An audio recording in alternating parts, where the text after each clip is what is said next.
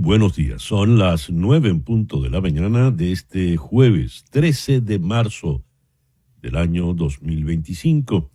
Y en este momento usted está viendo En Conexión por TVV Network y escuchándolo por Éxito 107.1 FM en Miami por HD2. Quiero pedir disculpas y agradecer de paso la comprensión de ustedes por nuestra ausencia de ayer, pero fueron cosas inevitables. A veces hay problemas de salud que hay que enfrentar, problemas menores, eso sí, y ya pues vamos camino de enderezarlo. Gracias por todos los mensajes de solidaridad y de afecto y buenos deseos por nuestra mejoría. Aquí estamos. Hoy, 13 de marzo, es el día de San Rodrigo de Córdoba y de Santa Cristina de Persia. Felicitaciones a los Rodrigos y Cristinas. En el calendario astrológico de Enrico Mariani tenemos a la luna creciendo en Virgo. La luna de Virgo es la luna para poner orden en las cosas, limpiar, ordenar. Es la luna para poner cada cosa en su sitio, en su lugar. Es la luna en la que usted va a encontrar lo que se le ha perdido. Buena para ir al médico, buena para iniciar un proceso de desintoxicación. Es la luna del orden. Es la luna de todo aquello que sea minucioso. Luna creciente en Virgo, Sol en Piscis para este jueves 13 de marzo del 2025. El 13 de marzo de 1325 se fundó Cuauhmichtitlán, capital de los mexicas llamados en la historiografía tradicional aztecas. Luego fue renombrada en 1376 México Tenochtitlán por Acampichtli y desapareció el 13 de agosto de 1521 tras la conquista de Hernán Cortés. En 1821 el dominio español de la ciudad llegó a su fin. Se proclamó la Primera República Federal. El 18 de noviembre de 1824 el Congreso creó allí mismo, en esa misma ciudad, el Distrito Federal. Y recién, el 29 de enero del 2016, se bautizó a la ciudad como Ciudad de México. Y así es como la conocemos hoy. El 13 de marzo de 1957 ocurrió el ataque al Palacio Presidencial en La Habana por los estudiantes del Directorio Revolucionario. La idea, el objetivo era matar al dictador Fulgencio Batista. La policía reprimió y mató a José Antonio Echeverría en una emboscada frente a la Universidad de La Habana. Hoy está cumpliendo años nuestra querida Erika de la Vega. Ya Flor Alicia me hizo señas para que no diga la edad. Hoy también está cumpliendo años Johan Santana, menos que Erika. Johan sí puedo decir la edad, 45. El 13 de marzo del 2013, en la Ciudad del Vaticano, el cónclave eligió como papa a su eminencia reverendísima Monseñor Jorge Mario Cardenal Bergoglio, procedente de Buenos Aires, quien adoptó el nombre de Francisco. Así que tenemos ya 12 años de reinado del Papa. El programa que hemos preparado para el día de hoy lo vamos a iniciar en Lima con el internacionalista Francisco Belaúnde, el presentador del programa Hablemos del Mundo. Con él vamos a evaluar la situación de la guerra en Ucrania y las posibilidades de paz. Luego en Caracas vamos a conversar con el economista José Manuel Puente del IESA y la Universidad de Oxford. Y con él vamos a analizar la economía él está en Madrid en este momento. Con él vamos a analizar la economía de los Estados Unidos. ¿Por qué si venía, contrario a lo que se dice, venía en un proceso consolidado de crecimiento? ¿Qué es lo que ha pasado en estas primeras semanas del gobierno de Donald Trump? El foro que hemos preparado para el día de hoy es sobre la eterna juventud. ¿Vieron la película La Sustancia con Demi Moore?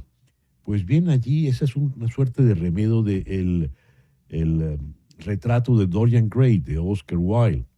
Y la idea es permanecer jóvenes a como dé lugar.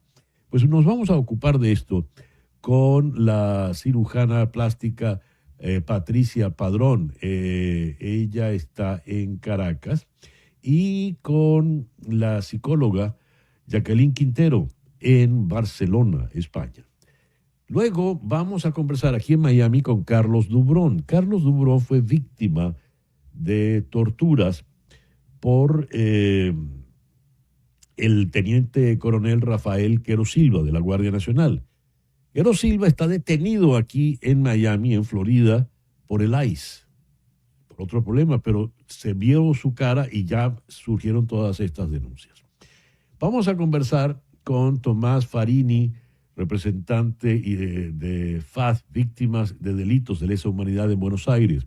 Con él vamos a tocar el caso del tribunal argentino que, apelando a la justicia internacional, ha dictado orden de detención contra el general retirado Justo Noguera Pietri, quien fuera comandante de la Guardia Nacional y quien llevara adelante actos terribles de represión en Venezuela en el año 2013 y 2014. Y vamos a cerrar aquí en Miami con Isabel Fonseca. Ella es psiquiatra y psicoterapeuta. Con ella vamos a hablar de poder y psicopatía. Ese, pues, es el programa que te hemos preparado para el día de hoy, jueves 13 de marzo. Vamos con nuestro editorial. La Cámara Federal de Comodoro Pi, en Argentina, confirmó la orden de captura internacional de Justo José Noguera Pietri, excomandante de la Guardia Nacional Bolivariana de Venezuela. Él, además, es una de las 15 personas con pedido de captura internacional del régimen de Venezuela, entre ellas el presidente Nicolás Maduro y su principal colaborador, Diosdado Cabello, por participar en un plan sistemático para llevar a cabo torturas, secuestros y ejecuciones en el país. Fuentes judiciales informaron que así lo resolvió la Sala Primera de la Cámara al rechazar un pedido de exención de prisión del general Noguera Pietri para que pueda estar en libertad mientras dure el proceso. Dijeron los jueces: estamos frente a posibles penas de prisión o reclusión perpetua que probablemente lo llevarán a esquivar el accionar de la justicia y o entorpecer el cauce del proceso. En esta coyuntura, ni siquiera la evaluación de otras alternativas menos lesivas son suficientes para beneficiar a Noguera Pietri durante la sustanciación de estos actuados. Resolución de los jueces Leopoldo Bruglia, Mariano Llorens y Pablo Bertuzzi, allá en Buenos Aires. Recordemos, en Buenos Aires se ha instaurado un tribunal para conocer el caso de las violaciones de derechos humanos, los delitos de los crímenes de lesa humanidad cometidos por la dictadura venezolana. Y ese tribunal ha dictado captura internacional para Justo Noguera Pietri, general retirado quien fuera comandante de la Guardia Nacional durante la salvaje represión de los años 2013 y 2014. Esto es apenas el principio. De allí vendrán las otras órdenes de captura y estamos hablando solo de este tribunal en Buenos Aires. Otro guardia nacional, esbirro, torturador, también va a pasar graves problemas. Es el teniente coronel, también en condición de retiro, Rafael Quero Silva. Leo esto. A principios de marzo se supo de la detención en Florida de Quero Silva, quien fue comandante del destacamento 47 de la Guardia Nacional Bolivariana en el estado Lara. Ahora está preso en el Crum North de Miami, un centro de reclusión del ICE, el Servicio de Inmigración norteamericano. Le han detenido por razones que tienen que ver con estas redadas del ICE. Después de reprimir y torturar sobre todo a jóvenes y estudiantes, según testimonios de víctimas, al menos 20 han declarado ya al FBI. Este comandante huyó en el 2017 a Estados Unidos junto con su familia y emprendió, ¿saben de qué estaba viviendo? De actuar como extra en telenovelas, donde hacía de televisión, hacía de policía. Y así fue como lo pillaron. Le vieron ahí, si este fue el que me torturó en Venezuela, y así le ha caído ahora la justicia. 2 guardias nacionales, esos de la Guardia del Pueblo, el honor de su divisa, que torturaron a venezolanos inocentes, ahora la están pasando mal y la van a seguir pasando peor, y es apenas el comienzo. Son las 9:10 de la mañana, hacemos una pequeña pausa y ya regresamos con las noticias más importantes de este jueves 13 de marzo.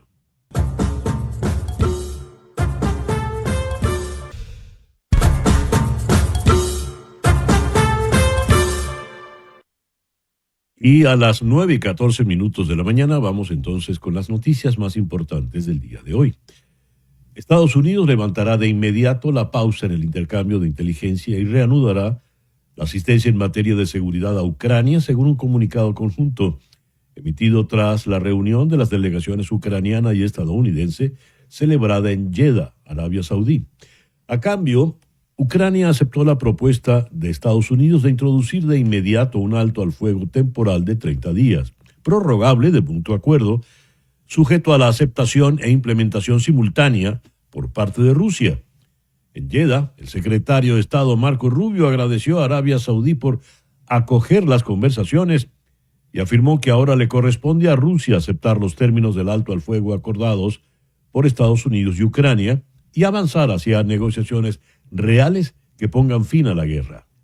Sin embargo, hoy, las autoridades del Kremlin señalaron que las fuerzas rusas han expulsado al ejército ucraniano de la ciudad más grande en la frontera, Kursk, mientras aún se espera la respuesta del Kremlin a la propuesta de alto al fuego. La Unión Europea anunció que adoptará contramedidas rápidas y proporcionadas en respuesta a la entrada en vigor de los nuevos aranceles de Estados Unidos sobre el acero y aluminio europeos, calificándolos de injustificados. Las medidas entrarán en vigor el 1 de abril. Cito, la Comisión lamenta la decisión de Estados Unidos de imponer tales aranceles por considerarlos injustificados, perturbadores del comercio transatlántico y perjudiciales para las empresas y los consumidores, ya que a menudo se traducen en un aumento de los precios. Eso dijo en su comunicado la Comisión Europea. Las medidas de la Unión Europea afectarán a productos procedentes de Estados Unidos por un valor aproximado de 26.000 millones de euros, 28.000 millones de dólares, y no solo a productos de acero y aluminio, sino también a textiles, electrodomésticos, productos agrícolas, motocicletas, bourbon, mantequilla de maní y los jeans se verán afectados, al igual que durante el primer mandato de Donald Trump. El presidente Trump recibirá hoy al jefe de la OTAN en la Casa Blanca mientras el futuro de la alianza pende de un hilo. El secretario general de la OTAN, Mark Rutte, se encuentra en Washington para un almuerzo de trabajo con Trump, quien en tan solo unas semanas ha socavado profundamente la confianza de Europa en el apoyo militar estadounidense. No hay una conferencia de prensa conjunta prevista para esta tarde, pero periodistas electos tendrán la oportunidad de interrogar a los dos líderes en un encuentro televisado desde la oficina Oval a las 12:20 de hoy. Las posibilidades de que Trump se muestre amable con una alianza que ha criticado durante años parecen, en el mejor de los casos, remotas. Los demócratas del Senado afirman que no votarán a favor del paquete de financiación gubernamental de 6 meses aprobado por la Cámara de Representantes, que aumentaría el gasto en defensa y recortaría programas no relacionados con la defensa, a menos que primero se vote un plan provisional de financiación de 30 días para dar a los negociadores bipartidistas más tiempo para llegar a un acuerdo sobre los proyectos de ley de asignaciones anuales. El líder demócrata del Senado, Chuck Schumer, dijo, le cito, los republicanos optaron por un camino partidista redactando su resolución continua sin ninguna aportación de los demócratas del Congreso. Nuestro grupo parlamentario está unificado en una resolución continua limpia del 11 de abril que mantendrá el gobierno abierto y dará tiempo al Congreso para negociar una legislación bipartidista que pueda aprobarse. Deberíamos votar al respecto. Espero que nuestros colegas republicanos se unan a nosotros para evitar un cierre el viernes. Fin de la cita de Schumer. Los republicanos tienen una mayoría 53-47 en el Senado, lo que significa que 13 miembros del Partido Republicano necesitarían votar con todos los demócratas para superar el umbral de 60 votos que la mayoría de las leyes necesitan alcanzar para avanzar en la Cámara Alta. La vicepresidenta ejecutiva de Venezuela, Delcy Rodríguez, aseguró que el presidente de Guyana, Irfan Ali, persiste en violentar flagrantemente la legalidad internacional al disponer unilateralmente de lo que considera un mar pendiente por delimitar. Su postura cuatrera amenazando a Venezuela con hegemones en desuso solo busca perturbar la paz de nuestra región, dijo textualmente la señora Rodríguez en Telegram. El martes, Ali había dicho en el Foro de Energía y Petróleo CERAWeek en Houston que su país hará todo lo necesario para que se mantenga la paz, así como que la controversia por el Esequibo, un territorio de 160,000 kilómetros cuadrados rico en petróleo y otros recursos naturales, está en manos de la Corte Internacional de Justicia. La vicepresidenta venezolana añadió que al presidente guyanés solo le queda una opción legítima: la negociación política en el marco del mecanismo de Argyll, un acuerdo que compromete a ambas naciones a abstenerse de intensificar cualquier conflicto. Dice Rodríguez, Venezuela nunca renunciará a sus derechos históricos sobre el Esequibo. Siguiendo en Venezuela, un total de 1,014 personas permanecían privadas de libertad en Venezuela hasta el 10 de marzo, consideradas por la ONG Foro Penal como presos políticos, según informó la organización. Foro Penal indicó a través de la red X que del total de detenidos, 939 son hombres, 121 mujeres, entre los cuales hay 1,056 adultos y 4 adolescentes de entre 14 y 17 años de edad. Además, Foro Penal señaló que 895 de los presos son civiles y 165 militares de distintos cuerpos de la Fuerza Armada Nacional Bolivariana. Un tribunal de Argentina ratificó una orden de captura internacional contra Justo Noguera Pietri, excomandante de la Guardia Nacional Bolivariana, emitida por la justicia argentina en el marco de una causa por crímenes de lesa humanidad en Venezuela. La Cámara Federal de la Ciudad de Buenos Aires rechaza el pedido de anulación de la orden de arresto que había presentado la defensa de Noguera Pietri. El tribunal ratificó además el principio de jurisdicción universal que permite a la justicia argentina investigar crímenes de lesa humanidad cuando en el país donde se cometieron no son investigados. Siguiendo en Argentina, lo que iba a ser una protesta habitual de jubilados frente al Congreso en Buenos Aires, apoyada por hinchas de fútbol, sindicatos y movimientos sociales, terminó ayer en la mayor represión policial desde que Javier Milei llegó a la presidencia en diciembre del 2023.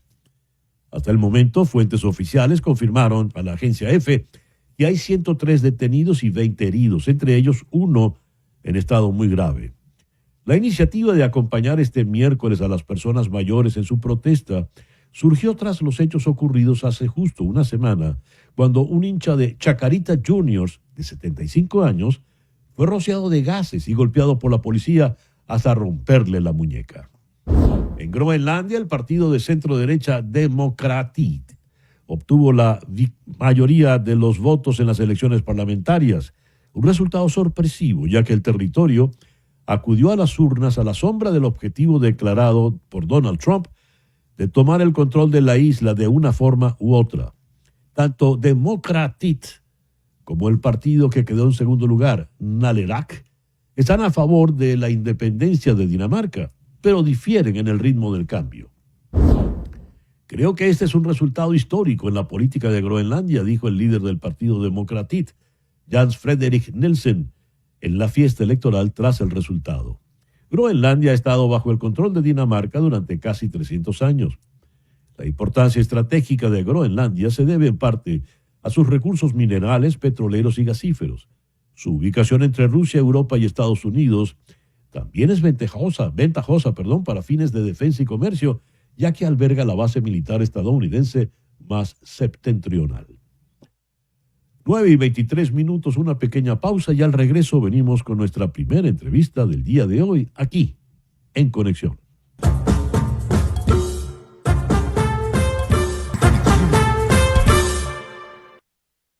Toma nota de este número telefónico, 305-468-0044. 305-468-0044. Ese es el teléfono de la doctora María Trina Burgos. María Trina Burgos es una abogada venezolana que tiene más de 25 años trabajando temas migratorios en los Estados Unidos. Ella está licenciada como abogada para trabajar en los 50 estados de la Unión y también en Puerto Rico. Si estás en Venezuela, puedes llamar al 212-771-3040. 212-771-3040. Esa llamada no tendrá ningún costo adicional porque va a replicar directamente aquí en Miami en la oficina de la doctora Burgos. ¿Qué hacer cuando se revocó la extensión del TPS?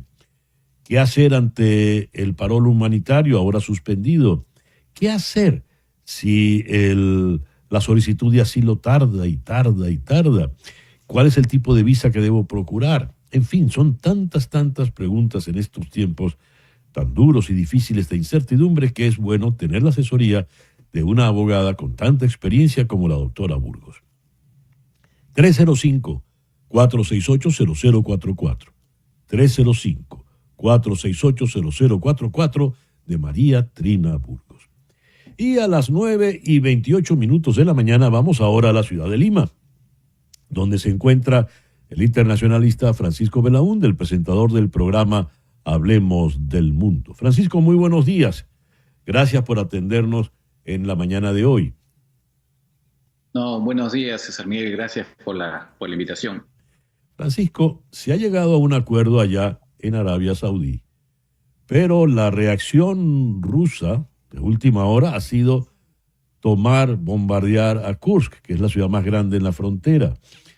Realmente, ¿cuáles son las posibilidades de que tenga éxito ese acuerdo de alto al fuego que firmó Marco Rubio con la delegación ucraniana? No parecen muy grandes, ¿no? Porque incluso había una reacción del lado ruso de un asesor que también decía que lo que Rusia quería en realidad pues era una paz, pero una paz obviamente en sus términos, ¿no? Y bueno, ahora, después que han recuperado aparentemente esta ciudad importante de Kursk, ¿no? Que está cerca de la frontera, porque recordemos que Ucrania, como una manera de tener una moneda a cambio en la futura negociación, ocupó una pequeña porción del territorio ruso en Kursk. Parece que ahora lo ha perdido, entonces ya no tendría esa ficha de negociación. Uh-huh. En Rusia no está interesado, como aparentemente está en una especie de diada triunfadora, aparentemente tiene mucho menos interés de hacer un cese el fuego, ¿no? Ahora, por otro lado, tampoco quieren perder la buena voluntad que han tenido por parte de Putin, casi lo mismo, de Donald Trump, que se ha puesto del lado totalmente de Putin, ¿no? Entonces, va a ser bien interesante ver si efectivamente, cuál es la reacción de Rusia, ¿no? Se supone que hay una delegación norteamericana que tal vez ya está en Moscú en estos momentos o va a llegar y va oficialmente a transmitir esta propuesta, y ahí se verá cuál es la reacción de Rusia, pero hasta ahora no parece que vayan a aceptar, ¿no? Ahora, ¿qué es lo que está en juego? Porque ya lo decía Francisco, el señor Trump pues ha evidenciado de todas las maneras posibles su simpatía por Rusia, por el señor Putin. Y en este momento le está sirviendo casi en bandeja de plata la posibilidad de llegar al acuerdo. ¿Qué puede ocurrir si Putin, como estás diciendo, no acepta el alto al fuego y continúa en sus ofensivas, como la que tuvo anoche en Kursk? ¿Qué puede hacer entonces Estados Unidos? ¿Sigue con la simpatía hacia Putin? Bueno, el problema es que como es tan imprevisible Donald Trump, una posibilidad, y eso es un temor que existe, ¿no? Es que diga, bueno, entonces va de repente exigirle, digamos, va a cambiar la propuesta para acomodarla, ¿no? A lo que los rusos quieren, que es negociar ya de frente, digamos, la entrega de estos territorios, esas 4 provincias ¿no? Que han sido anexadas, por supuesto, de manera ilegal por Rusia, ¿no? Y exigirle tal vez a Ucrania que retire las tropas que todavía mantiene en esas 4 provincias, ¿no? Ese es el problema, que con alguien como Donald Trump, que obviamente está totalmente alineado con Putin en el fondo, podría eventualmente cambiar su postura si es que Rusia rechaza un cese el fuego, porque ese es el gran temor, ¿no? Por lo que digo, ¿no? Ser una persona totalmente está alineada con Putin, ¿no? Y al final termine, entre comillas, ¿no? Castigando a Ucrania en vez de a Putin, ¿no? Las declaraciones que da Rubio en Washington antes de abordar el avión a Arabia Saudí son elocuentes. Dice, Ucrania va a tener que ceder parte de los territorios. Ya veremos qué está dispuesta a ceder Rusia. Es decir, para Ucrania es una decisión imperativa. A Rusia Sí. es totalmente condescendiente. En esos términos, ¿qué puede hacer entonces Ucrania? ¿Qué puede hacer Zelensky?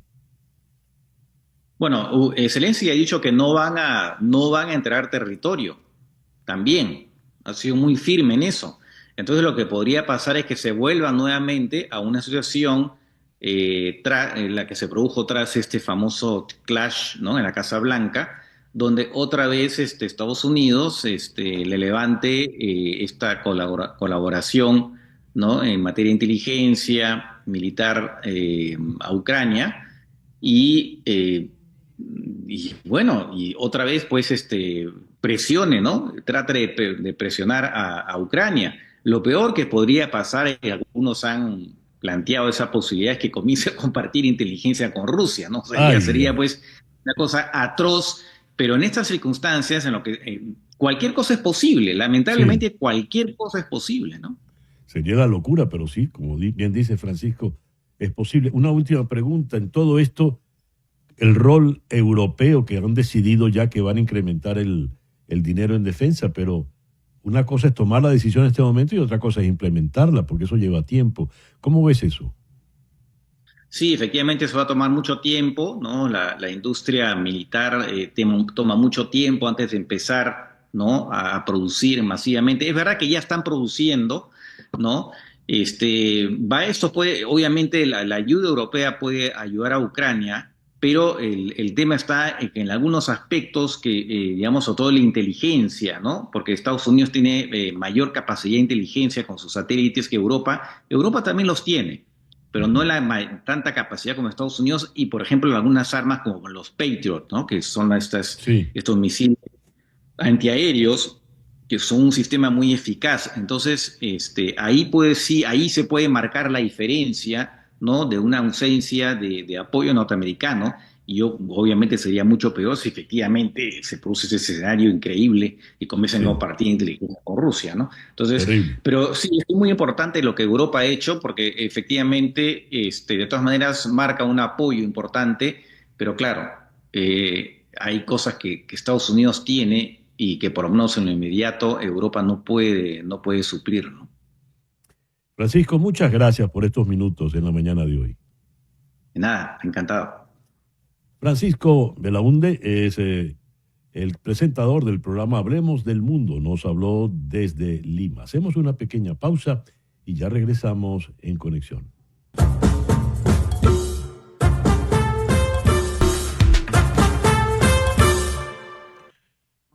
Son las 9:40 de la mañana aquí en TVV Network y en Éxito 107.1 FM en Miami por HD2. Esto es En Conexión. Veamos este video que es muy interesante. Aquí tenemos el comportamiento de la bolsa de valores en los primeros 50 días de los diversos presidentes de Estados Unidos. Y es un movimiento bastante estable, equilibrado, ¿no? Ahora bien, esto cuando llegamos a la segunda presidencia de Donald Trump, que ustedes pueden ver, hay un salto importante. ¿Qué es lo que ha ocurrido? Días atrás hacíamos un editorial donde comentábamos que si hay algo cobarde es el dinero. El dinero suele reaccionar siempre por miedos, pánicos. y los mercados están acusando ese pánico. ¿Por qué? ¿Qué es lo que está ocurriendo? Vamos a analizar esto con el doctor José Manuel Puente, economista por la Universidad de Oxford y profesor en el IESA de Caracas. José Manuel, él está en este momento en la ciudad de Madrid, con una boina muy madrileña, por cierto. Buenos días, José Manuel. Gracias, gracias. La boina no es fashion, es la consecuencia de una operación cerebral, pero voy muy bien. Bueno, muy Eh, bien. claro, Enhorabuena. muchas gracias. Todo va muy bien, gracias a Dios. César, sí, ciertamente Estados Unidos está atravesando una turbulencia tremenda.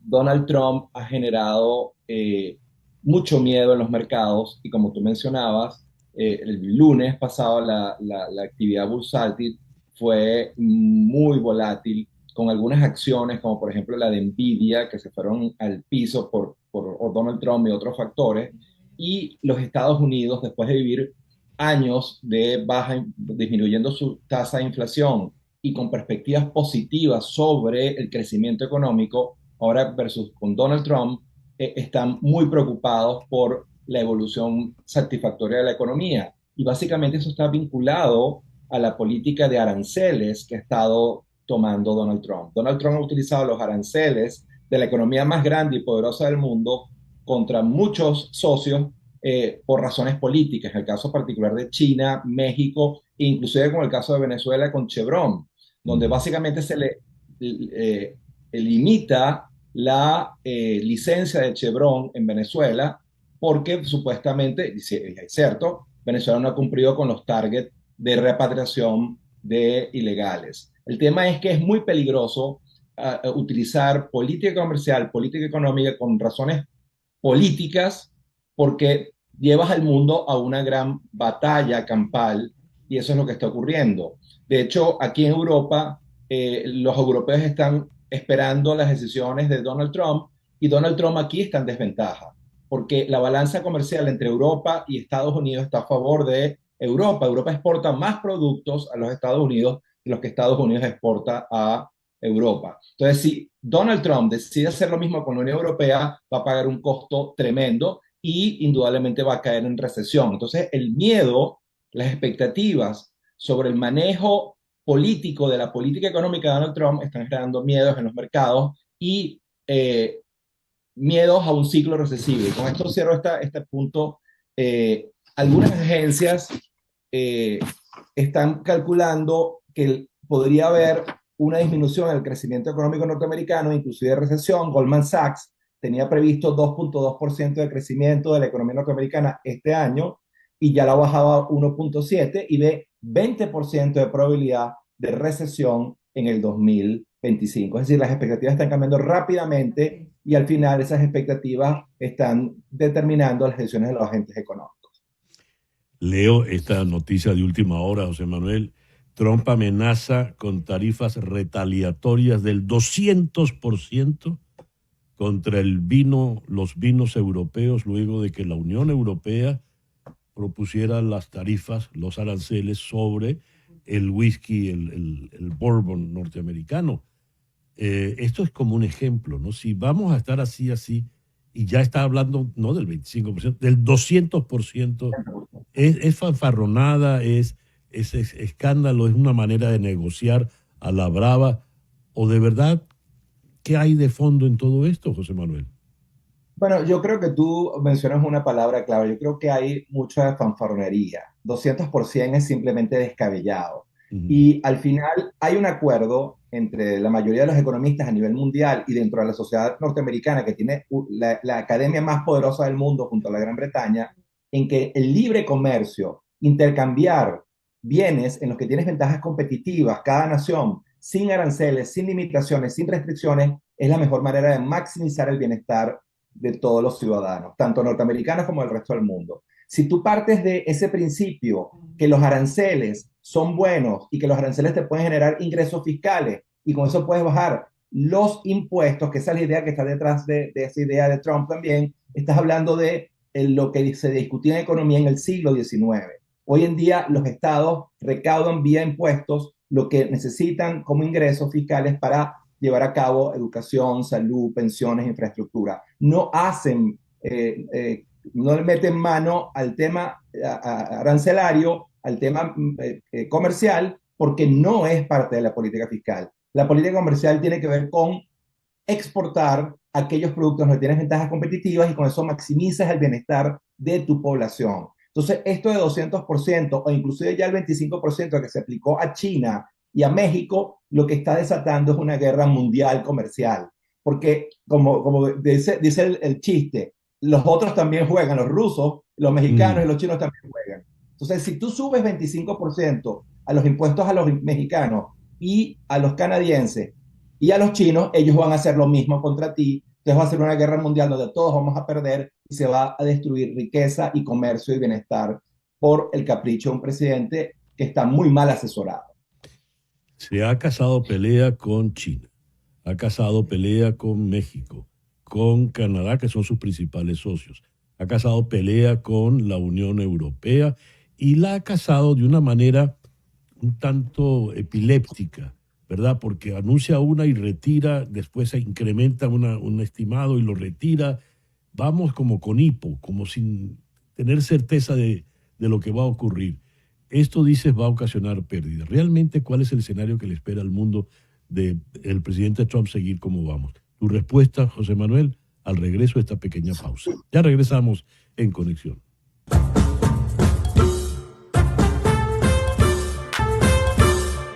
A las 9:51 regresamos con el economista José Manuel Puente.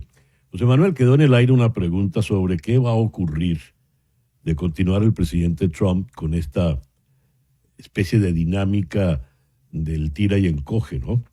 El columnista Thomas Friedman ha publicado hoy en El Nacional advirtiendo lo siguiente en el The New York Times. Nuestros mercados sufrirán un ataque de nervios por la incertidumbre. Nuestros empresarios sufrirán un ataque de nervios. Nuestros fabricantes sufrirán un ataque de nervios. Nuestros inversionistas extranjeros y nacionales sufrirán un ataque de nervios. Nuestros aliados sufrirán un ataque de nervios. Vamos a provocarle un ataque de nervios al resto del mundo. 4 años así no funcionarán, amigos, dice Friedman. Me gustaría tu opinión al respecto. ¿Qué puede ocurrir de Trump seguir con esta tónica? Sí, veamos un poco qué dicen los números. Yo hice algunos cálculos para que podamos mostrar a tus oyentes qué significa cuando Estados Unidos toma una decisión. Como dice la literatura, cuando Estados Unidos tiene gripe, el mundo estornuda. Yo lo que hice fue ver 8 de las economías más poderosas del mundo, ver su PIB y agregar. Agregué el PIB de Alemania, el motor económico de Europa, Japón, Gran Bretaña, Francia, Italia, Corea del Sur, Australia y España. Esas 8 economías, sumado su PIB, es menor al PIB total de Estados Unidos. Es decir, estamos hablando de 23 billones de dólares versus 29 billones de dólares el PIB norteamericano. Es decir, el poder de la economía norteamericana es desproporcionado. Es más que 8 economías grandes del mundo sumadas. Entonces, claro, si esa economía comienza a hacerle la guerra al mundo con aranceles, el otro factor que habíamos hablado, que no hemos hablado, que es el recorte presupuestario de las oficinas como USAID, que eran 40% de la ayuda humanitaria para el mundo en desarrollo, eso genera un desbalance a nivel global. Y es por eso que el lunes vimos de manera específica una caída en la bolsa de Nueva York, básicamente 4% de caída en lo que fueron las tecnológicas de Nasdaq, 890 puntos de caída del Dow Jones para industriales y 3% de caída para el Standard & Poor's 500. Conclusión, si Trump continúa en esta línea irracional, solamente tomando decisiones políticas, presionando a los países y llevando al mundo a una guerra mundial, no tengo duda de que Estados Unidos irá a una moderación primero de su crecimiento, como ya proyecta Goldman Sachs, y después probablemente a un ciclo recesivo y también a una alta inflación en el resto del mundo, porque esas políticas arancelarias que se incrementan brutalmente, al final las pagan los consumidores con mayores precios. Entonces lo que vas a tener es que el Banco Central, la Reserva Federal de los Estados Unidos, el Banco Central Europeo, no van a poder continuar con la reducción de tasas de interés porque la inflación va a volver a subir y eso va a contraer crecimiento de los Estados Unidos a nivel global. Conclusión, es completamente errada la opción de política económica que está llevando a cabo Trump, porque es básicamente decisiones de política económica enfocadas en objetivos políticos, que para nada tienen que ver con equilibrios macroeconómicos. Uno de los argumentos del presidente Trump es que él ha recibido una economía quebrada, una economía en muy mal estado. Voy a regresar a Friedman, que le cité hace un momento, del mismo artículo. La mayor mentira de todas las grandes mentiras de Trump afirma que heredó una economía en ruinas y que por eso ha tenido que hacer todas estas cosas. Tonterías. Joe Biden hizo muchas cosas mal, pero al final de su mandato, con la ayuda de una sabia Reserva Federal, la economía de Biden en realidad estaba en bastante buena forma y tendía hacia la dirección correcta. Sin duda, Estados Unidos no necesitaba una terapia de choque arancelaria global. No sé si compartes este criterio, pero en todo caso, dado lo que dejó Biden, ¿qué ha debido hacer Trump? No, absolutamente de acuerdo con Freeman. Es un académico muy competente. Y sí, Biden cometió muchos errores y sabíamos que inclusive estaba sufriendo de senilidad, cosa que era Sí. terrible para ser el presidente de los Estados Unidos. Pero no cabe duda que la economía norteamericana tuvo un periodo de buen desempeño macroeconómico y la inflación, gracias a la correcta política monetaria de la Reserva Federal, con el presidente de la Reserva Federal al frente, llevando a cabo consecutivas aumentos de las tasas de interés, hicieron bajar la inflación del 9% en el 2022 a 2,9% en septiembre del 2024. Es decir, estaba dando resultados y estaban logrando objetivos de política económica. Ahora llega Trump y obviamente genera todo este ruido con estas decisiones arancelarias, con el cierre de la ayuda financiera y de USAID, por ejemplo, al mundo en desarrollo, y ya tú comienzas a ver las expectativas muy negativas y el desempeño de empresas claves norteamericanas como Walmart, Target, Best Buy, que ya ven un año que va a ser mucho peor, y ya lo dijeron públicamente, al que habían proyectado a principios de año 2025. Y todo esto tiene que ver, es responsabilidad absoluta de la política económica de Donald Trump, que no es una política económica, es una política política, no tiene nada que ver con económico, sino es buscando otros objetivos políticos como control de la migración, como generar amedrentamiento, miedo en sus enemigos y socios, está generando un daño muy fuerte a la economía norteamericana y mundial. Conclusión, esto es una hechura de Donald Trump y no es heredado de Joe Biden. José Manuel, el, el presidente Trump está buscando objetivos políticos, ¿verdad? ¿Qué consecuencias políticas va a tener? Porque hemos leído que el ciudadano del común, el estadounidense de a pie, pues no le importa mucho si el Golfo se llama de América o de México o de Trump. En definitiva, lo que quiere es que cuando vaya al mercado sus dólares compren suficientes productos. Y eso es lo que no está ocurriendo. Y eso se paga después políticamente. ¿Qué va a ocurrir políticamente hablando entonces con estas medidas de Trump? Claro, pueden ocurrir muchas cosas malas, César. Una, sin lugar a dudas, un incremento importante en la inflación consecuencia de la política arancelaria. Dos, que la Reserva Federal, el Banco Central Europeo, no sigan disminuyendo las tasas de interés ante los peligros inflacionarios. Y después está el tema de los impactos que está teniendo la reducción de la nómina pública norteamericana y de la ayuda que Estados Unidos que daba al mundo, por ejemplo, a través de USAID, que es más del 40% de la ayuda mundial que recibe el mundo. Yo estuve en el último año ayudando a varios países africanos con problemas muy serios en lo social, y todos esos recursos venían de USAID y ya no existen. Y uno dice, ¿qué va a hacer esa pobre gente en el África, en los países más pobres del África, sin la ayuda financiera de los Estados Unidos? Países que no tienen agua, acceso a alimentos, a salud, etcétera. Es una catástrofe. Y después está el tema de los despidos y de las tratar de que vuelvan a casa grupos importantes de migrantes. Y algo que yo quiero dejar muy claro, César Miguel, los migrantes son importantísimos para la economía norteamericana como lo son para la economía española.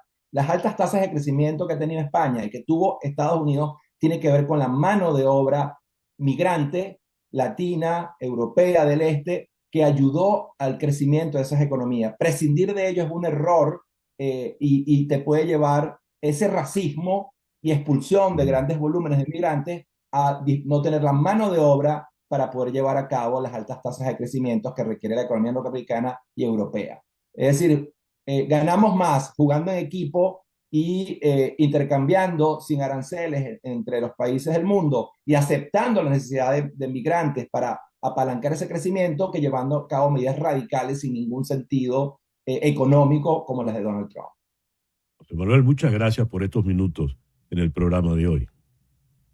Muchas gracias a ti, César. Ojalá que el gobierno de Trump recupere la sensatez y piense en términos económicos y se deje asesorar por la gente que sabe economía a su alrededor. Muchas gracias. Gracias a ti.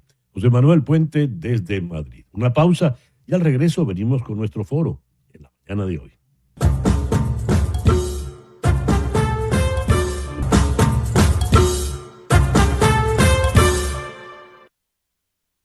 La película The Substance, La Sustancia, es una suerte de remedo del retrato de Dorian Gray de Oscar Wilde. En la historia original, Dorian Gray no quiere envejecer y llega a una suerte de pacto diabólico donde un cuadro de él escondido en el sótano es el que va a ir envejeciendo mientras él va a permanecer siempre muy joven. Algo parecido ocurre en la película La Sustancia, con una sustancia que va a dar origen a una persona que siempre será joven, a diferencia de la persona real que va envejeciendo. Esta película fue protagonizada por Demi Moore, quien en la vida real se ha sometido a tantas cirugías estéticas que uno la ve y dice, caramba, qué señora tan buena moza, pero esa señora nada tiene que ver con lo que fue Demi Moore antes, porque todos tenemos una cierta fisonomía y esa fisonomía obviamente va envejeciendo. La piel se hace flácida, se surgen arrugas, etcétera, etcétera. Pero vienen los cirujanos plásticos para tratar de recomponernos. Es esa obsesión por permanecer jóvenes, estéticamente jóvenes. Vamos a hablar de eso en el programa de hoy. La doctora Patricia Padrón Fernández es médico, forma parte de la Sociedad Científica Venezolana de Estética Médica. Ella está en Caracas. Muy buenos días, Patricia. Hola César, buenos días y saludos a todos. Un gusto estar acá con ustedes compartiendo tan valioso tema. Y en Barcelona, España, está la psicóloga y psicoterapeuta Jacqueline Quintero, porque esto también hay que verlo desde el punto de vista mental. Jacqueline, gracias por acompañarnos en el programa de hoy. Buenas tardes, muchas gracias por la invitación nuevamente. Encantada de estar aquí. ¿Vieron la película The Substance, verdad? Correcto. Al Sí, margen de si les pareció o no, y sobre todo dejando de lado ese final tan escatológico y, digamos, exagerado, ¿qué nos dice esa película? ¿Por qué hay que permanecer jóvenes? Vamos a comenzar con la psicóloga para después ir puntualmente al caso de la cirugía estética. Jacqueline, por favor. Sí.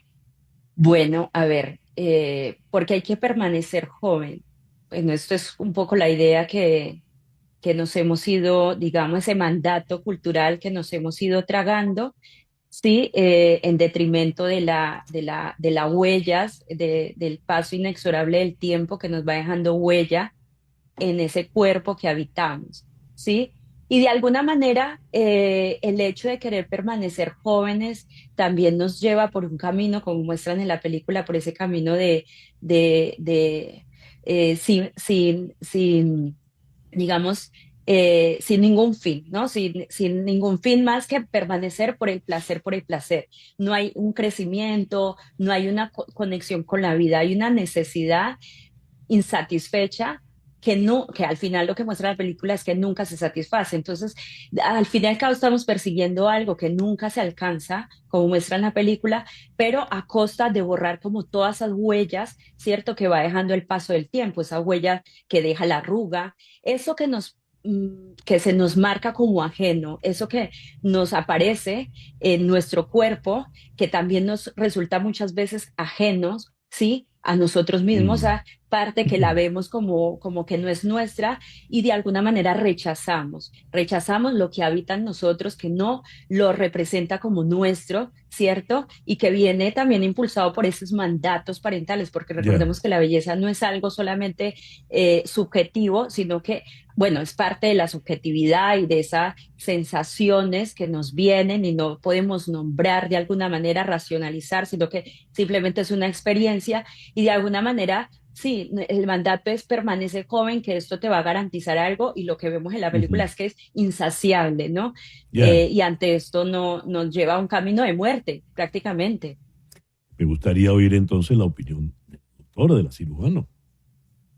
Sí, ok, bajo mi opinión, que soy médico estético, Ujú. del mismo tiempo, pues cuando uno comparte lo que el cirujano plástico pueda sugerir, realmente uno comienza a envejecer desde el mismísimo momento de la concepción. Pero ¿qué está ocurriendo hoy en día? Resulta que a medida que pasan los años, pareciera que mientras más edad se tiene, ocurre como una capa de invisibilización para las personas, por ejemplo, a partir de de los 38 en adelante. Entonces son personas que suelen pensar que ya tienen 40, 50, 60, ya no existen, por lo cual para poder existir tienen que estar montados en una década de los 20 comenzando de Ujú. los 25 y permanecer siempre en ese punto.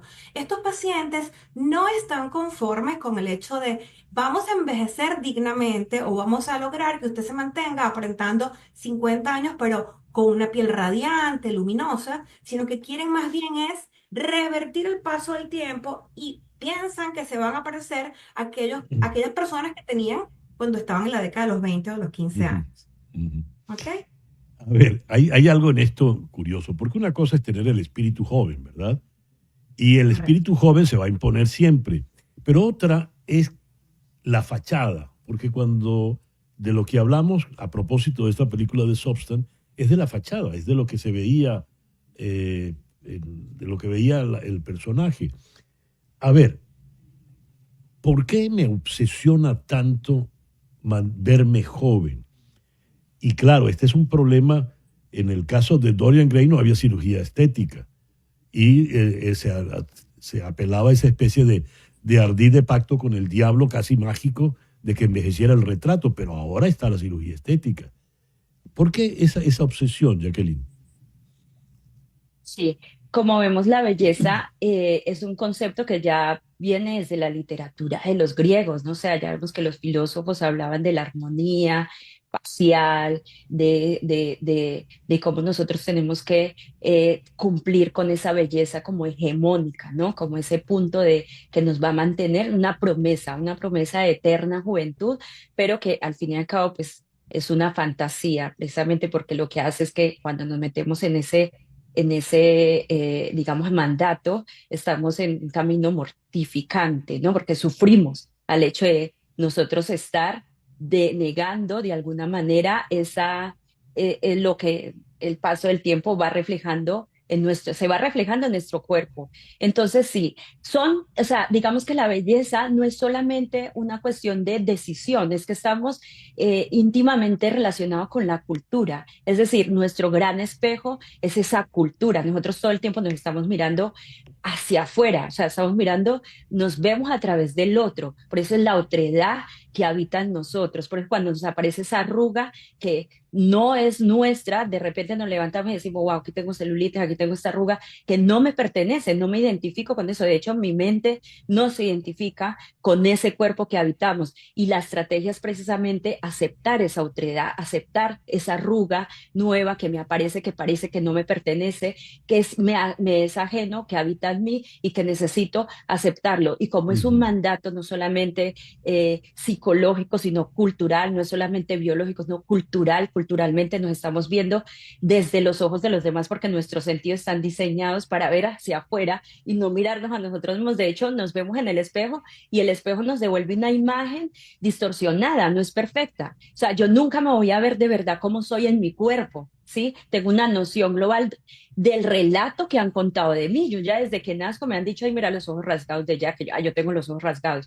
O sea, eso no lo hubiera sabido si alguien no me lo dice. Y nos estamos reflejando todo el tiempo en el otro, en esas actrices de Hollywood, esa hegemonía de la belleza, ese mandato hegemónico, el que manda. Y ahí ese ideal de belleza al que yo quiero llegar lo pongo en manos del cirujano. Quiero este ideal de belleza, ese ideal que jamás se va a alcanzar. Ese ideal que cuando nos ponemos en manos del cirujano vuelve a segregarnos. O sea, somos nuestros propios enemigos porque nos segregamos y Ya, decimos, pues sí, me gusta, pero me veo rara. Entonces, al final nos segregamos, o sea, somos nuestros propios enemigos al caer en el mandato, ¿no? El mandato que sí, impone esa sociedad que es nuestro gran espejo. Claramente sí. queremos pertenecer y esto es, básicamente va entrelazada con la cultura. El tiempo se nos ha acabado, pero quiero dejarle la palabra conclusiva a la doctora Patricia Padrón Fernández. Patricia, tus pacientes salen felices. ¿Qué buscan ellos cuando llegan a ti? Sí, efectivamente, en la parte de la medicina estética, como se basa en procedimientos mínimamente invasivos, suelen salir bastante felices. Sí, es verdad que hay un porcentaje marcado que tiene una obsesión por el espejo y que cada día, si uno no se basa en registros fotográficos, créanme que se volvería como en un campo de batalla. Pero para eso está la parte fotográfica, que uno le muestra el antes y el después, para que ellos queden con la certeza de que no se busca que exista ese problema de forma individual, que somos un conjunto, apreciar las mímicas, que hasta los niños se mueven, hasta los niños tienen gestos y no podemos entonces lograr lo que es una persona robótica que solamente habla sin hacer ni siquiera gestos de sonrisa. Sí, pero mis Ujú. pacientes realmente salen satisfechos del consultorio. Y aquellos que no se puedan resolver porque el grado de flacidez es muy marcado, va directamente dirigida la consulta a cirugía plástica. Ya. No a los excesos. Siempre le digo a mis pacientes, no a los excesos. Patricia, Jacqueline, muchísimas gracias por acompañarnos en el programa de hoy. Igual. Jacqueline Quintero es psicóloga en Barcelona, España, y Patricia Padrón Fernández es médico especializada en estética en Caracas. Hacemos una pausa y ya regresamos en Conexión. Y a las 10:19, en el programa de hoy, vamos con una entrevista muy especial. Vamos a conversar con Carlos Dubront. Carlos, buenos días, ¿cómo estás? Buenos días, César. Muy bien. ¿A ti cómo te ha ido? Muy bien. Carlos, ¿estás en dónde? En Miami. Muy bien. Carlos, voy a preguntarte por el señor Rafael Quero Silva. ¿Tú lo conoces? Sí, perfectamente. ¿Quién es Rafael Quero Silva? Mira, Rafael Quero Silva es un criminal cobarde que se encargó de y representó y comandó las represiones del año 2013 y 2014 en la ciudad de Barquisimeto, mientras comandaba el destacamento 47. Hoy día se encuentra en los Estados Unidos. En este momento se encuentra detenido por ICE. Aproximadamente ya va a estar por cumplir 2 semanas de estar detenido. Luego de reprimir brutalmente todas las protestas que se hicieron durante estos años que te comenté, vino huyendo y se está refugiando en los Estados Unidos en este momento. A ver, Carlos, No espera. solamente, Vamos, dime. vamos, vamos por partes. ¿Tú te enteras que él está en Miami porque ves que lo detiene ICE? Pregunto. No, desde el 2017. Tenemos que recordar que este personaje en el 2017 llega a los Estados Unidos y por medio de un trabajo que hizo la periodista Doricel Alvarado, Ujú. pudimos descubrir que estaba trabajando como extra en una cadena de televisión local y es ahí donde sabemos que está en los Estados Unidos. Desde ese momento, varias de las víctimas, entre eso yo, que estamos aquí en Estados Unidos y en otras partes del mundo, empezamos a denunciarlo ante las autoridades americanas. Estamos hablando de un oficial de la Guardia Nacional Bolivariana, revolucionario él, que torturó y reprimió ¿en qué año? En el año 13, Y 14, 13 y 14, y que luego se viene a Estados Unidos. ¿Y qué vino a hacer al correcto. imperio este señor? Si eso es en contra de lo Bueno, que él... Bueno, eso se lo preguntaremos a él si es el caso. Este individuo, ¿qué fue lo que hizo? Tú acabas de decir que fuiste víctima de él.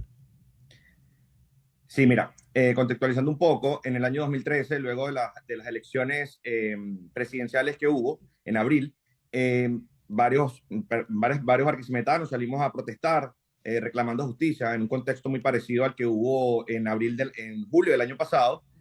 Salimos a protestar, a exigirle al ente electoral el tema del reconteo de los votos. Este personaje que estaba comandando el destacamento 47, para ese momento era comandante de la Guardia Nacional, se encargó de reprimir brutalmente todas las manifestaciones y las protestas pacíficas que se desarrollaron en Barquisimeto en el año 2013. Específicamente en mi caso, fui detenido el martes 16. Él, al enterarse que me tenía detenido, yo vengo de una familia militar, mi padre fue general de la Guardia Nacional, murió en el año 2004, simplemente me ve como un trofeo, y estando detenido me utiliza durante toda la detención para demostrar su apego, su devoción a la revolución, a esta organización criminal. Y bueno, me humilla, me tortura, me asigna carcelarios que se encargaban de humillarme frente a todas las personas que estaban detenidas, en este caso un grupo muy específico de 21 personas. Durante mi detención fui sometido a descargas eléctricas, fui humillado, fui torturado, fui arrodillado en medio de un patio que lo utilizaron como un centro de concentración para reprimir todas las personas que manifestamos durante este periodo de tiempo. Y él, cuando dices que él te tenía como un trofeo, ¿qué hizo? Mira, simplemente humillarme. Simplemente él al darse cuenta que yo estoy detenido, lo veo, me llega, me dice, mira, son innumerables las llamadas que he recibido por ti para que te libere, pero pues no, ¿quién te manda andar guaringueando? Que son términos que se utilizan en Venezuela, que utilizan los chavistas para referirse a las personas que son opositores al régimen. Sí. Y me dice, bueno, tienes que asumir tus consecuencias. ¿Entiendes? Tus consecuencias están aquí. Me asignó un capitán de apellido Rojas, que era el encargado de la tortura, una persona especializada en tortura. Y nada, simplemente me asignó, me humilló, fui torturado, fui procesado, incluso hasta el momento de que salí de Venezuela en el año 2016, estaba bajo un régimen de presentación. ¿Y él está preso por el ICE por qué? Mira, desconocer, bueno, evidentemente por un fraude migratorio. Él está en Estados Unidos, aplicó a un asilo político, y evidentemente para aplicar al asilo político tuvo que haber mentido. Una de las preguntas claras que te hace los formularios para aplicar al asilo político es si tú en algún momento durante los últimos años has perseguido, has torturado, has humillado, has perseguido a personas por pensar distinto a ti. Y evidentemente él no solamente lo hizo, sino que él comandó durante todo este tiempo esta represión en Venezuela, por órdenes directas de Diosdado Cabello y de Nicolás Maduro. ¿Y qué va a ocurrir con él? ¿Qué sabes de eso, Carlos? Mira, no tengo información precisa. Simplemente tanto yo como varios de mis compañeros, varios de ellos miembros de la Fundación FUNPAS, estamos pidiendo a las autoridades de los Estados Unidos que vean a este criminal. Estamos en presencia de un criminal integral que no solamente es violador de los derechos humanos, sino es un criminal que está en los Estados Unidos del año 2007 representando los intereses de la narcodictadura, un miembro notable del cartel de los Soles que recibió órdenes durante el año 2013 y 2014 directas de Diosdado Cabello y de Nicolás Maduro. El caso es muy delicado y la experiencia me dice, cuando uno conversa con personas que han sido víctimas de tortura, no se trata de revivir esos momentos, ni mucho menos, pero insististe en que te humilló y uno sabe que esas son cosas muy, muy, muy dolorosas, sobre todo cuando uno aprecia mucho su propia dignidad personal. En este momento, Carlos, al saber que este esbirro está preso por el ICE y que su suerte no es precisamente buena, ¿cómo te sientes habiendo sido víctima de él? Mira, lo menos que queremos en este momento es victimizarnos. Tenemos que recordar que han pasado casi 11, 12 años desde que sucedió todo esto, pero sí lo que estamos buscando es justicia. De verdad, sentimos mucha impotencia. Tienes que tomar en cuenta de que estamos al tanto de que él está en los Estados Unidos desde el año 2017. Estamos hablando de casi 8 años que tenemos información de que él está aquí, de que él utilizó el sistema de justicia americano no solamente para estar en los Estados Unidos, él y su familia, sino también para favorecerse, y se aprovechó de él para estar acá. Una persona que está aquí en los Estados Unidos, que tiene un permiso de trabajo, que tiene un Social Security, que muy seguramente está pasando información a la dictadura de cómo se maneja aquí todo el tipo de cosas. Tanto es así de que pretendió, él se asentó aquí en la Florida, específicamente en el norte de Miami, y pensó que luego de haber hecho todo lo que hizo durante estos años, nadie lo iba a reconocer. a tal punto tuvo el descaro, tuvo la desfachatez de ser extra en una novela, con el papel de policía en una novela. Ahí tú ves el nivel de descaro, el nivel de sadismo que pueden tener estos personajes luego de haber cometido actos criminales en Venezuela. Ahí lo estamos viendo de extra con una gorra de police. Esto es increíble, Carlos. Sí, es cantinflesco esto. O sea, tú lo cuentas y mucha gente no lo puede creer. Sí. Y cada vez que sale un programa como esto, cada vez que participo en un programa como esto, es increíble la cantidad de personas que me escriben de la nada diciendo, mira, yo fui víctima de este personaje. Llegó a mi casa, me sacó, me humilló, me desnudó. O sea, los actos que hizo este personaje durante el periodo que comandó este destacamento fueron cosas que tú dices, wow, es increíble de creer. Es increíble de creer, o sea, cómo se nubló de poder para poder hacer estos actos violentos y estos actos de discriminación. Y para ti no hay duda, Carlos, que él está aquí mandado por el régimen, ¿no? No tengo la menor duda. No tengo la menor duda. O sea, en su momento recibió órdenes directas de Nicolás Maduro y de Diosdado Cabello. La pregunta es, ¿qué hace esta persona aquí? ¿Qué hace tantos años luego de declararse públicamente que era una persona de las Fuerzas Armadas chavistas, revolucionaria y profundamente antiimperialista, y terminan estando aquí? Ya. Bueno, Carlos, nuestra solidaridad total contigo frente a casos como este, y ojalá se haga justicia realmente. Ojalá. Tenemos toda la fe puesta en la justicia de este país y principalmente en Dios. Así es.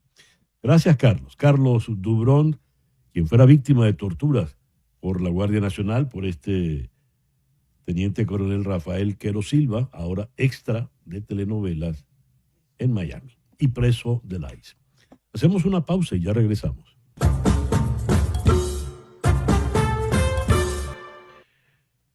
Siguiendo con guardias nacionales que actuaron en contra de los ciudadanos venezolanos, torturando, cometiendo crímenes de lesa humanidad, vamos a ir ahora a Buenos Aires por un caso muy, muy importante, el caso de Justo Noguera Pietri, general de la Guardia Nacional, quien fuese su comandante en aquellos duros años de represión 2013-2014. Vamos a conversar con Tomás Farini Dugan. Él es representante de FADD. FADD es el Frente Argentino en Defensa de la Democracia. Tomás, muy buenos días. Muchísimas gracias por atendernos. Muy buenos días, muchas gracias por invitarme al programa. A ver, el caso de Noguera Pietri, ¿por qué le ha condenado y ha pedido su encarcelación internacional este tribunal argentino? Bueno, el tribunal argentino lo que ha ordenado es la captura de Nicolás Maduro, de Diosdado Cabello y 16 funcionarios más del régimen, entre ellos Noguera Pietri, por delitos de lesa humanidad. La Argentina tiene una cláusula que permite investigar delitos cometidos fuera de la Argentina contra ciudadanos de cualquier lugar del mundo por delitos, precisamente por delitos sistemáticos de lesa humanidad como los que ocurren en Venezuela. Es el único país en el mundo que en este momento tiene esta cláusula que autoriza una investigación sin ningún punto de contacto entre los hechos y el país que pretende investigarlos, en este caso la Argentina. Antes España la tuvo, pero esa cláusula quedó totalmente sin efecto. A partir del momento en que logramos demostrar que existían crímenes de lesa humanidad en Venezuela y que la justicia venezolana no funciona, logramos fácilmente que se ordene la captura de todos estos funcionarios, básicamente porque se ordenó la declaración indagatoria de estas personas en Argentina y en función de los delitos que estaban cometiendo, en función del riesgo procesal que implica que ellos estén en libertad y la vulneración sobre la prueba, es decir, la posibilidad de que maten o hagan desaparecer a los testigos y a la prueba que los compromete, se ordenó la captura.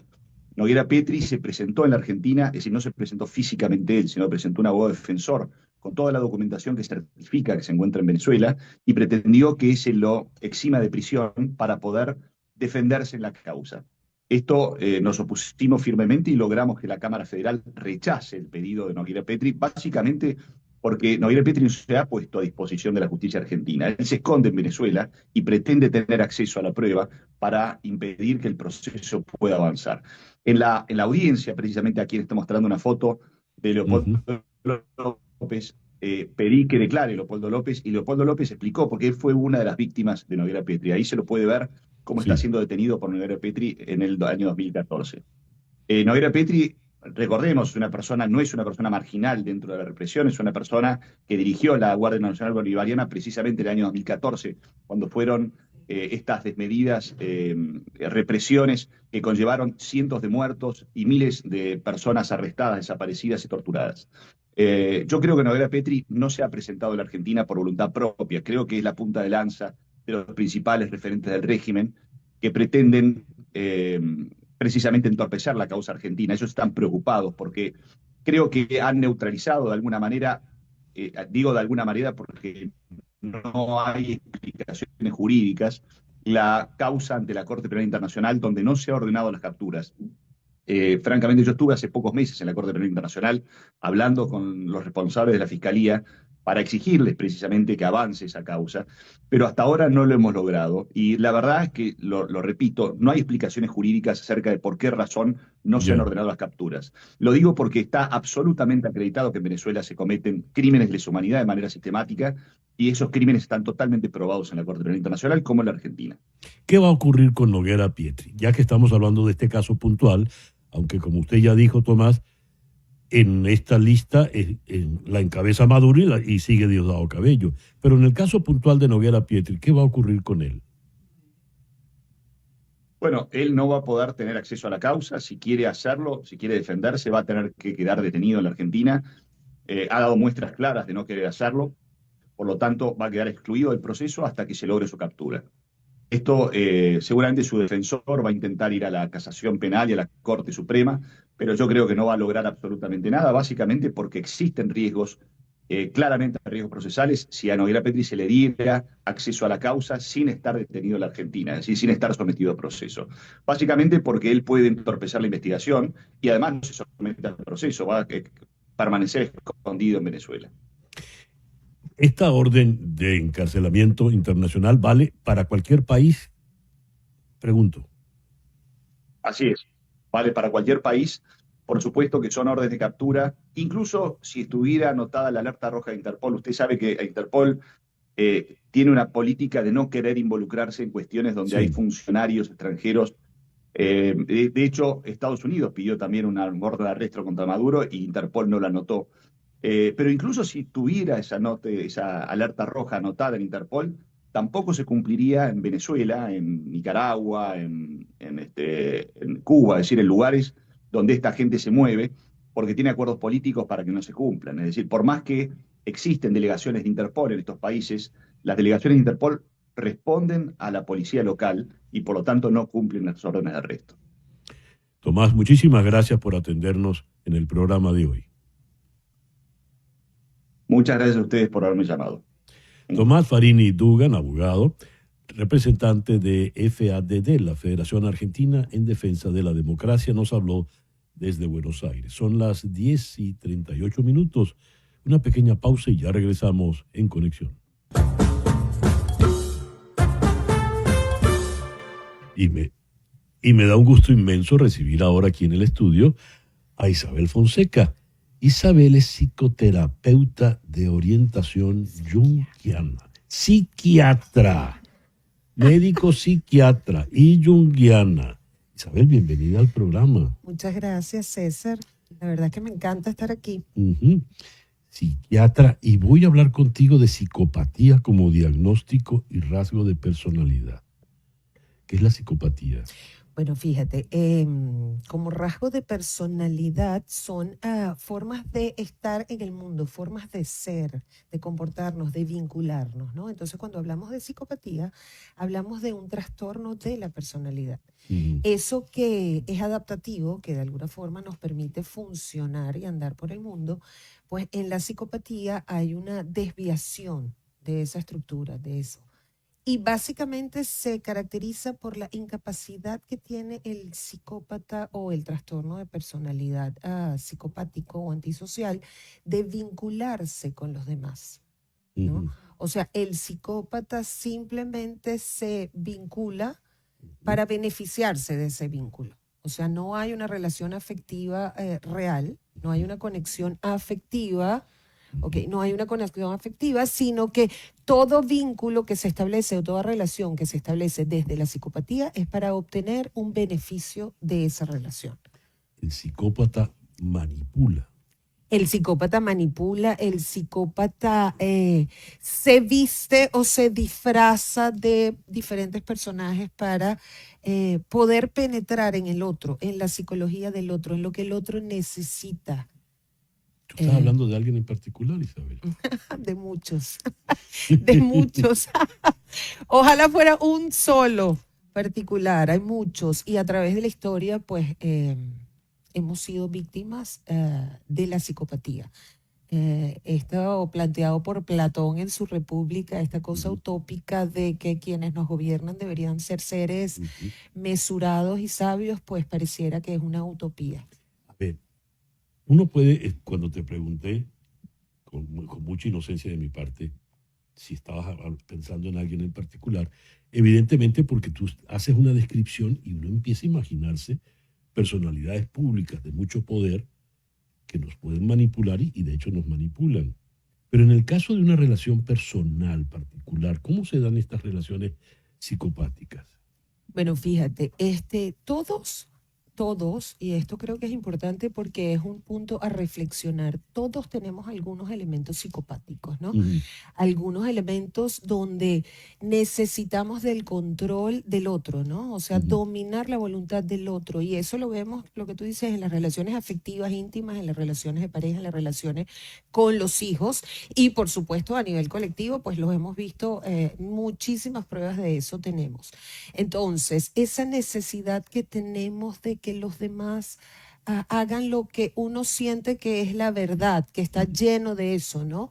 Entonces, hay dos formas, ¿no? A través de la seducción sutil, de lograr que el otro termine haciendo lo que yo necesito que haga, o desde lo coercitivo, ¿no? Son las dos formas que logramos que alguien haga lo que uno necesita, ¿no? Entonces, pues bueno, en las relaciones íntimas están llenas de esos elementos. Lo que pasa es que ¿Y uno está consciente de eso? la mayoría no. Es que ese es el tema, ¿no? Y eso es un poco el trabajo desde la psicoterapia, que cada quien pueda concientizar sus elementos o su necesidad de controlar a otros. Yo siempre pongo el ejemplo de una frase que aparece en el Quijote, que es de Sancho, además, que es la antítesis del poderoso.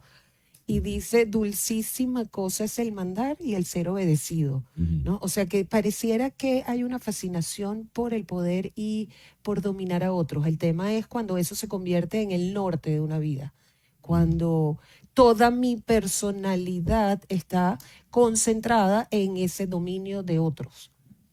¿Qué se hace en esos casos? Uno, si yo no estoy consciente de que soy manipulado, ¿qué puedo hacer?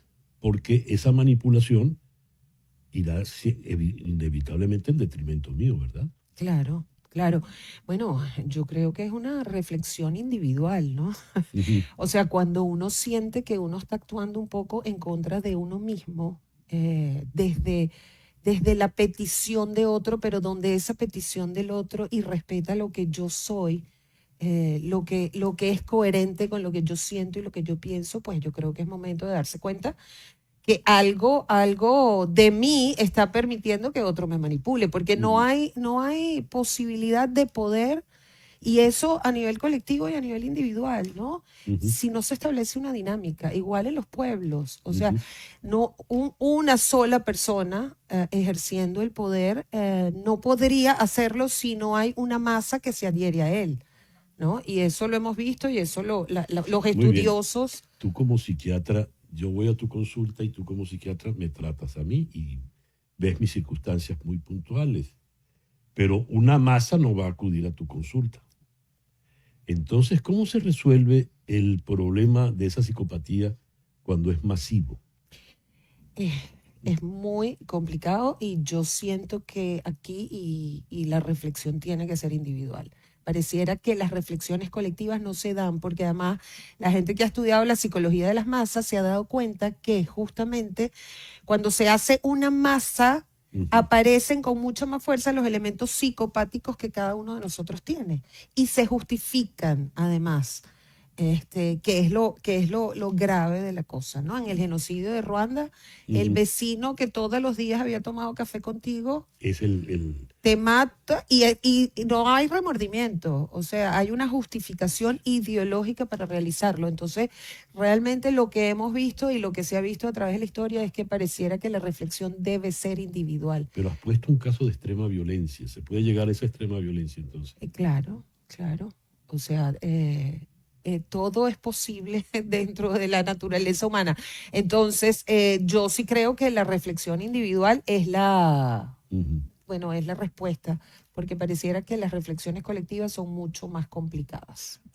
@Fonseiza es tu contacto. Sí, mi Instagram. Para poderte contactar. @Fonseiza, ahí lo tenemos.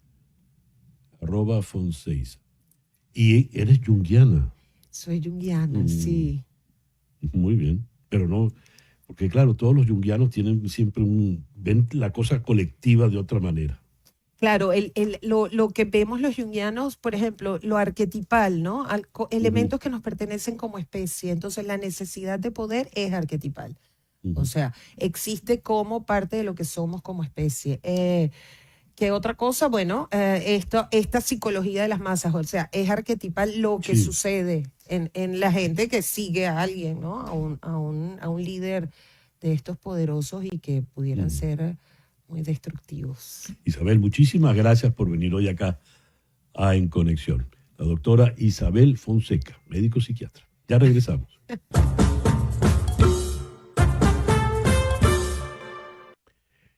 El próximo sábado 12 de abril te invitamos a celebrar por adelantado el Día de la Herencia Venezolana. Desde las 4 de la tarde nos encontraremos en el Lawn Depot Park para disfrutar del juego entre Miami Marlins y Washington Nationals. Con la compra de cada entrada recibirás una camiseta diseñada por artistas venezolanos. Tendrás acceso a la preventa de boletos para el Clásico Mundial y podrás disfrutar del concierto de Chino y Nacho por primera vez en el campo de juego. Además, vas a beneficiar con parte de los ingresos recaudados a los jóvenes y niños de Fe y Alegría en Venezuela. Compra tus boletos en el link www.marlins.com/Venezuela. Recuerda, sábado 12 de abril, 4 de la tarde, entradas solo en www.marlins.com/Venezuela y de paso disfrutas con Chino y Nacho. Todo por Fe y Alegría, que acaba de cumplir 70 años de fundada. He leído que esta noticia se maneja en Europa.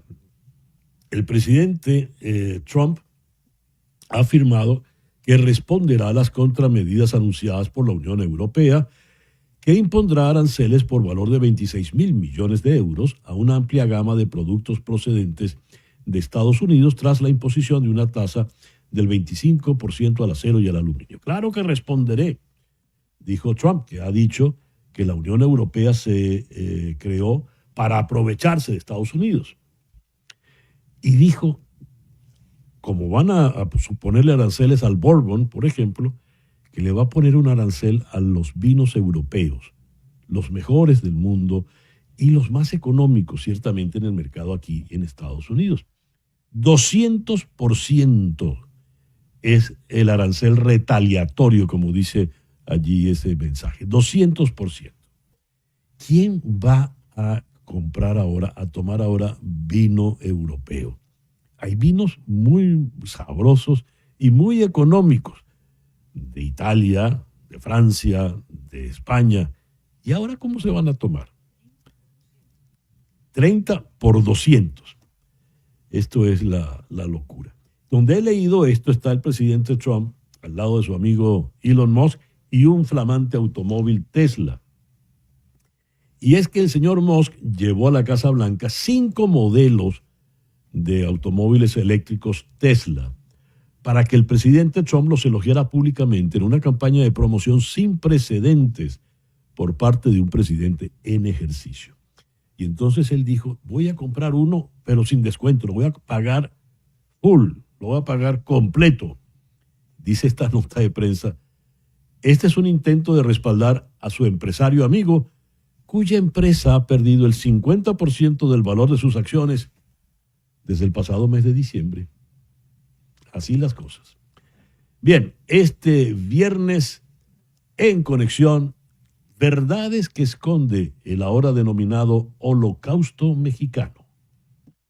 Tengan todos el mejor día posible. En Conexión fue una producción de Floralicia Anzola desde 360 Content para TVV Network en los estudios de éxitos Miami 107.1 HD2, con Laura Rodríguez en la producción general, Mariel Sofía Rodríguez en la producción informativa, Carlos Prato en los controles y ante el micrófono, quien tuvo el gusto de hablarles, César Miguel Rondón. Gracias pues por permitirnos estar allí. Tengan todos el mejor día posible. Y ahora, para variar, Barbarita. Peter.